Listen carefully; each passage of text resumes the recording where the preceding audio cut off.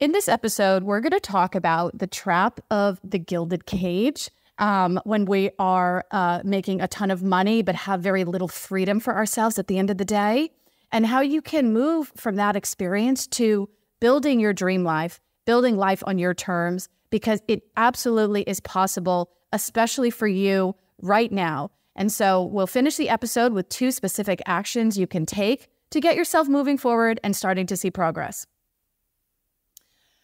All right, so I coach lots of people, and this expression comes up a lot on coaching calls, especially intro calls, where people are talking about why they want coaching.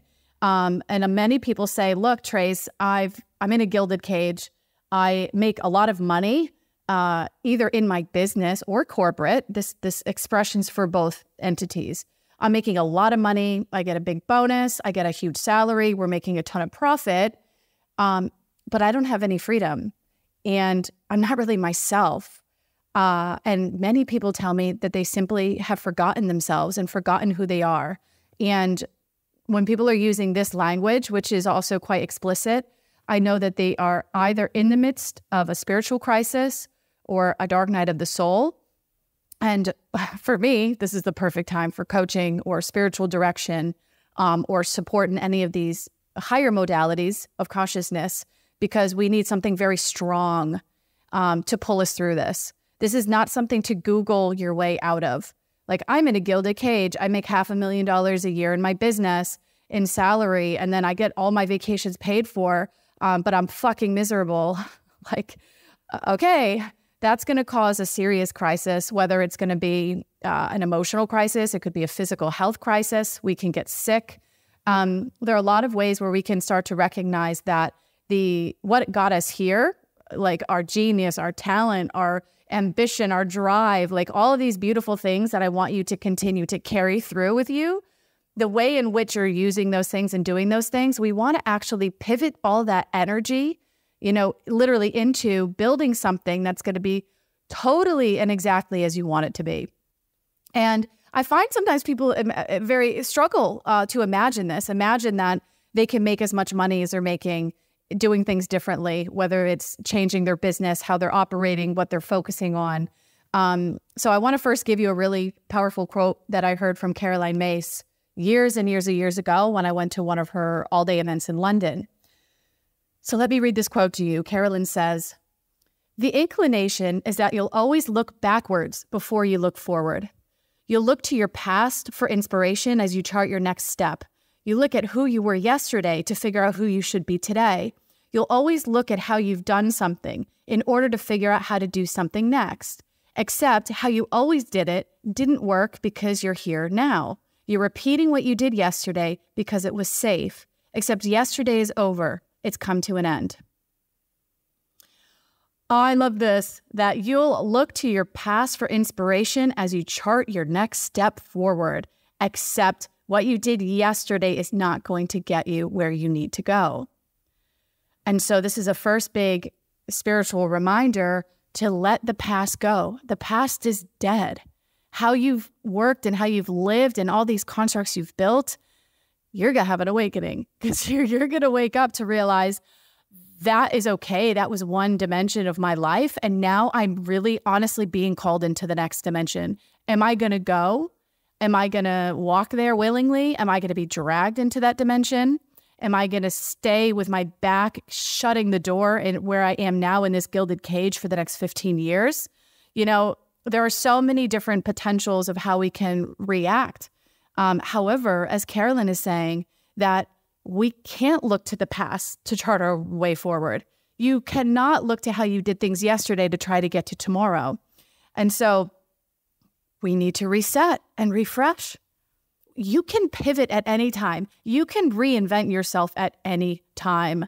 Okay? You all know those stories where someone just started a business at the age of 50 and it went crazy and they completely reinvented how they were doing things.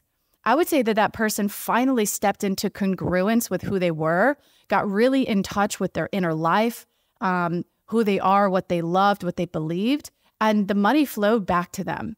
By taking that leap of faith, by taking the leap that I can leave this gilded cage. I can leave this one dimension or this one way of being things. I'll be okay. I have faith it'll work out on the other side. They had to completely, radically shift their perspective and start to take new actions, have new ideas, imagine and dream up new possibilities. And so that is the first real step to shaking off the gilded cage. Is honestly, it's really shaking off your old self. As Joe Dispenza says, it's breaking the habit of being yourself and becoming a new self. This is the work. And I don't know what other way around it is. This is the way. You go through it. You go back into yourself as you create success on the other realm. And this is why I do this podcast, is to just beat over the head that your inner life is going to dictate your outer life. So if you have a deficit, if your soul is crying out, if you're feeling like totally not yourself and you're losing yourself, that's going to impact your outer life. And also it will impact your business success, and it's going to eventually impact how you show up in business, because we can't maintain that kind of fake life force for a long time. That's why people burn out. They get extremely sick because they're faking it. They're pretending to put their life force into something that's killing them. That's absolutely killing their spirit, their sense of aliveness, okay? So if you're here, just put your feet on the floor, take a few deep breaths, and believe what I say. You can reinvent yourself. You can go into the next place of building your dream life. You are highly creative. You're smart. You're talented. Why not you? Why not you? So let's build a bridge. I'm not asking you to jump out of something that you're doing off of a cliff, although like 1% of people would do that, just drop everything. I want you to imagine how many bricks you need in front of you to lay down before you're willing to leave where you are to step into the life that you're really asking to be in. Your spirit is asking you to be there. Everything, like, and I'm telling you, I've seen this so many times. So some of my clients, I hope you're listening to this because I love you. The second is, okay, how to leave the gilded cage. It's kind of a simple one. Jordan Peterson, in his book, 12 Rules for Life, the very first rule for life is to get your house in order first. His rule is to clean your room. And he basically says, like, clean up your damn mess, clean up your house, clean up your office, clean out your car, clean out your emails, clean out your old paperwork, get it all out, clean it up, throw out the stuff you don't use anymore, donate it, sell it, clean out your fridge, clean out your pantry, get your house in order. Not only do you want to declutter, which is actually something I do with all of my private clients. We do a massive decluttering of their physical and mental spaces before we start, because we want them to be as empty as possible. Then can you make one room in your house or in your space exactly as you want it to be? Build your dream living room. Make that your project. So you think it has nothing to do with business? Trust me, it has everything to do with business. Build your dream kitchen pantry. Build your dream office. Build your dream car exactly as you want it to be. Start to take ownership back of your space, because your environment is going to signal in your brain who you are, what is important to you. Your physical environment is crucial. And so those are your two things, is dropping the old self, which is, as Carolyn said, you can't chart your way forward by looking to the past. You've got to really clear your energy. A good book is Joe Dispenza, Breaking the Habit of Being Yourself. I did so many of his exercises in that book to reinvent myself from the Tracey I was in Washington, D.C. to the Tracey as the entrepreneur and supporting my own inner growth. Jordan Peterson's book is called 12 Rules for Life. Go clean your room. That's his advice. And in general, I just want to say that you could do it. You could also choose not to. Your life lesson and your awakening is going to happen at your own pace, and it's going to be at your comfort level. If you are looking to expedite how quickly it is, I would recommend you get support, because this is going to be a massive awakening for you, a huge spiritual awakening. There's no way around it. And so having that language, having that kind of energy in your life, knowing, okay, I'm going to have to go do this business or job for a little bit longer, but I've got my beautiful dream living room to come home to. I've got my coach or spiritual director or group program that's going to be talking about the future I want, talking about my desired future, letting me let go of the past and help me move into that dream that I'm looking to build. So you have to take the hold of it. Set your intention. Like, what is your intention for this problem that you're having? What's the outcome that you want? And set a time frame. So for the next 30 days or 90 days, set a timeline on maybe when you're going to make one big shift. Set a timeline, because we need a container to know when we're going to be accountable to ourselves to do something, as well as it gives us an urgency and a deadline. You know, a goal without a deadline is just a dream, and is often just a pipe dream.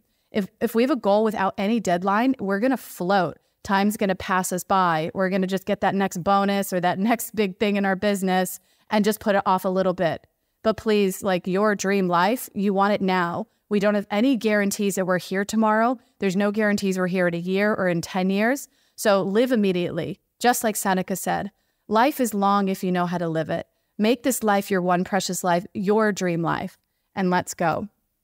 I hope this episode was helpful for you. I hope it was helping you remember who you really are, what you're capable of. Please take some of the action steps that you heard or read one of the books that I mentioned. Please drop me an email, Tracey at livelitceo.com. It's on my website and in the links if you need to find it. Drop me an email if you want me to repeat any of this that you heard, or if you'd like a coaching call to talk about how we can get you into that next dimension that you're looking to go to. All right, I love you. Big hugs. See you soon. Welcome to the Life on Your Terms podcast with me, your host, Tracey Liv Howard. My intention is that each episode helps you remember who you are and serves to inspire and support you to reach your most important goals and live life on your terms. Let's get into today's episode.